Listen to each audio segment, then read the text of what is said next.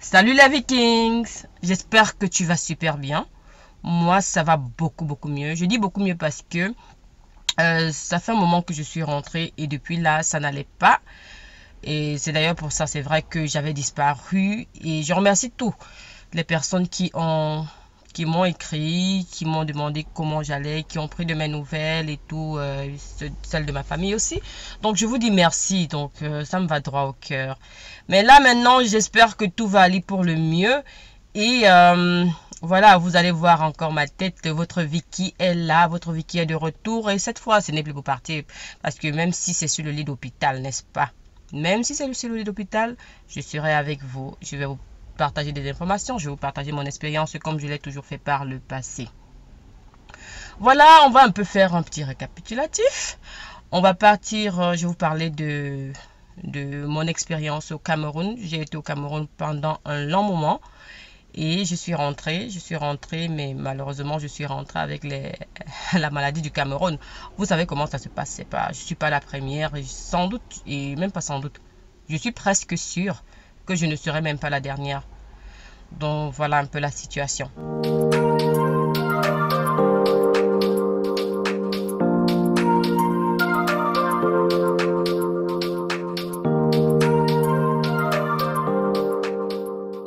J'ai été au Cameroun, comme vous le savez, pour ouvrir mes locaux, ce qui a été fait.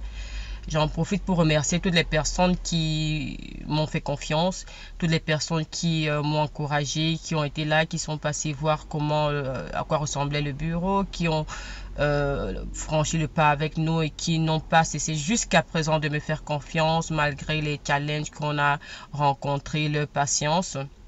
Le Cameroun, c'était vraiment une expérience très challengeante. Autant pour moi que pour les enfants, c'était très difficile. Surtout que c'était très long. Donc à un moment donné, ma petite fille qui ne connaissait pas c'était quoi le Canada a pu dire, maman, je veux rentrer au Canada. Je savais même pas qu'elle connaissait c'était quoi le Canada.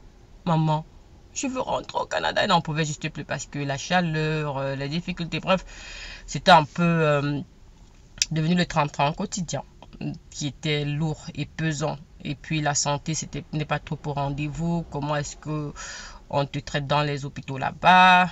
C'est pas un peu les caresses ici, parce qu'ici on nous caresse dans le sens du poil, quoi. Bref, je vous partagerai l'expérience désormais. Donc, à la fin de la vidéo, je vais vous donner les nouvelles pages auxquelles vous devez vous abonner pour me suivre au quotidien. Maintenant, au Cameroun, j'ai eu des expériences positives comme des expériences négatives. J'ai vu c'était quoi les réalités des Camerounais, en particulier des Africains en général. Donc, désormais, en parlant, je sais un peu de quoi il s'agit. Je ne vais pas juste vous raconter. Vous savez, je n'ai jamais été de celles qui vendent le rêve et je ne le serai jamais. Je vais vous dire les réalités. Donc, j'ai été sur le terrain, j'ai vu ce que beaucoup pensent, il y a vraiment des vendeurs de rêves, il y a vraiment des arnaqueurs. Je me suis mêlée vraiment à la population, je me suis mêlée à vous parce que étant là-bas, j'ai essayé d'être incognito, même si beaucoup m'ont accosté dans la rue, m'ont reconnu. Et certains me disaient, oh non, c'est pas Vicky Pepetizi, donc voilà.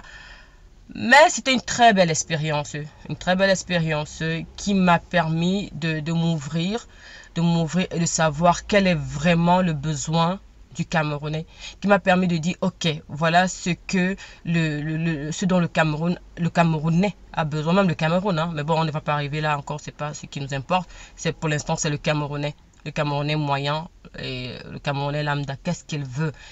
Et aussi, ça m'a permis de changer ma façon de voir les choses.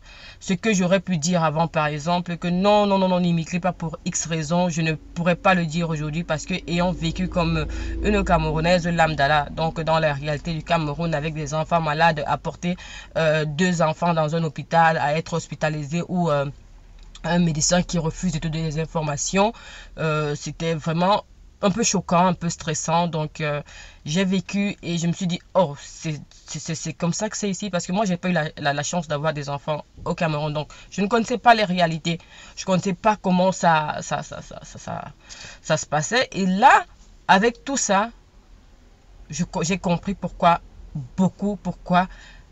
entre guillemets, je dis entre guillemets, c'est pas tout le monde veut partir, j'ai compris. On m'a presque, entre guillemets encore, je vais le dire, chassé. Donc tu arrives, pardon, l'accueil c'est pas ça. Au niveau de la santé, au niveau de la propreté, au niveau de certaines mentalités, tout a besoin d'être vraiment refait, quoi. Et je me suis dit, ok, le travail même, il n'y en a pas. Que le travail, le fait de ne pas être reconnu à sa juste valeur, le manque de compétences, tout ça, ça a fait que j'ai compris. J'ai appris à être vraiment, de vivre dans la difficulté, dans les challenges. Je ne vais pas dire difficulté, je vais dire challenge, à vivre dans ces challenges-là. Et c'est ça qui m'a permis de savoir, ok. Peut-être même si le Camerounais lambda ou le Camerounais moyen ou l'Africain moyen en général, il a même un salaire de 5000 $, il a envie de partir. Ce n'est pas simplement, il y a tellement de mauvaises choses qui m'ont choqué là-bas. Et il y a beaucoup de personnes que je reconnais. Hein. Aujourd'hui, je vais m'excuser devant vous, vraiment, mea culpa. Il y a beaucoup de personnes à qui j'avais dit non, je suis pas d'accord que tu émigres. Mais une fois sur le sol camerounais, j'ai pu me rendre compte que, ok, il faut que vous partez. Il faut que vous partiez. Je comprends aujourd'hui. Et ça, ce recul-là, je ne l'aurais jamais eu si je n'avais pas fait ce saut-là. Il a fallu que j'entre, que je vive votre réalité. Il a fallu que je vive ça. J'ai vécu, j'ai appris.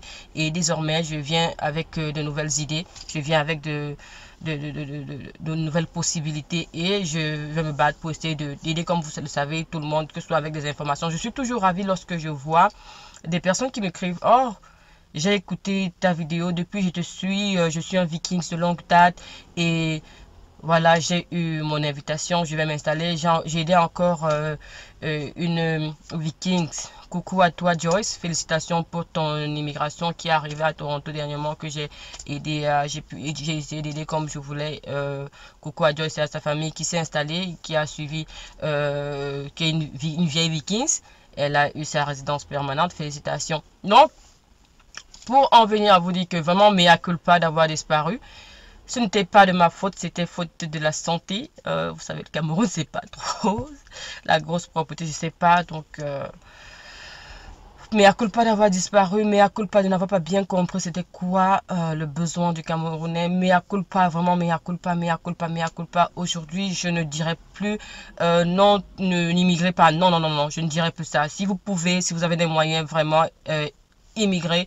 Et pour éviter de faire des longues vidéos, je vais faire un peu des vidéos séquencées coupées que je vais poster. Donc après cette vidéo, n'hésitez pas à suivre la prochaine et à vous abonner à nos différentes pages et à mes pages personnelles, à vous abonner et surtout cliquez sur le petit bouton rouge et la petite clochette d'alarme de notification pour être mentionné. Mais si souvent vous pouvez cliquer là-dessus, mais ça ne vous notifie pas. Donc de temps en temps, chaque semaine, essayez de passer regarder quelle est la dernière vidéo qui a été postée, parce que voilà, je vais recommencer à poster très souvent.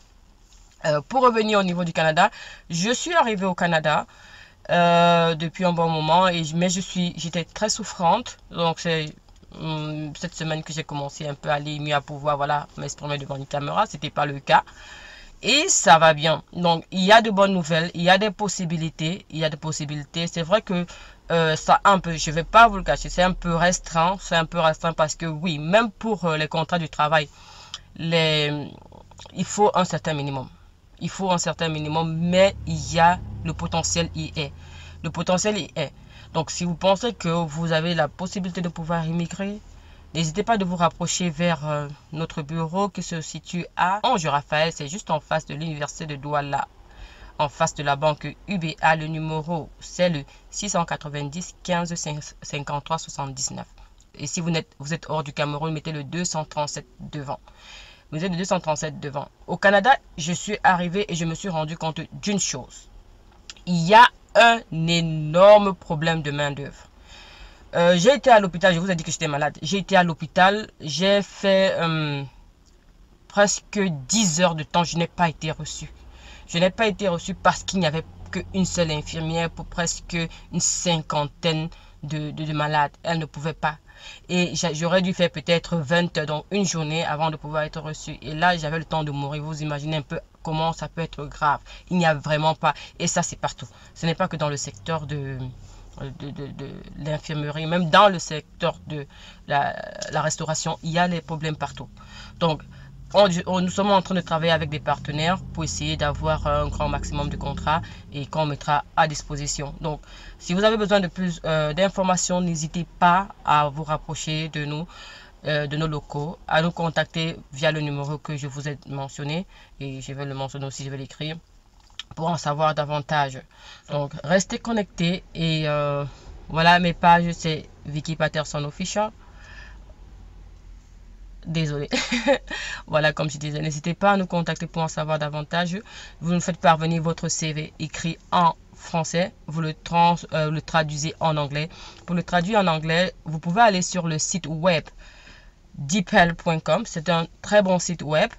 Et ce site, vous allez le traduire, il est presque, je dis presque parfait, pas parfait, mais il est presque parfait. Donc, vous allez mettre votre CV en anglais et en français, j'en ai besoin parce que, et avant d'envoyer votre CV, vous devez vous rassurer qu'il est accepté. Donc, vous allez parler avec mon assistante, elle va vous dire si ou pas vous devez envoyer votre CV. Si vous devez l'envoyer, vous devez l'envoyer en français et en anglais. Et lorsque vous allez être on aura votre CV, on va essayer de vous trouver un contrat de travail. Si vous intéressez un employeur, nous allons vous contacter pour vous donner les conditions. Mais avant ça, je vous présenterai un peu la situation au Canada. Je vous ferai découvrir le Canada comme je l'ai toujours fait. Sur ce, je ne vais pas être trop longue et rendez-vous dans la prochaine vidéo dans laquelle je vous parlerai de la communauté qui a le plus de succès ici à Toronto. Donc, ce sera juste après cette vidéo. Ne la manquez surtout pas. C'est très important.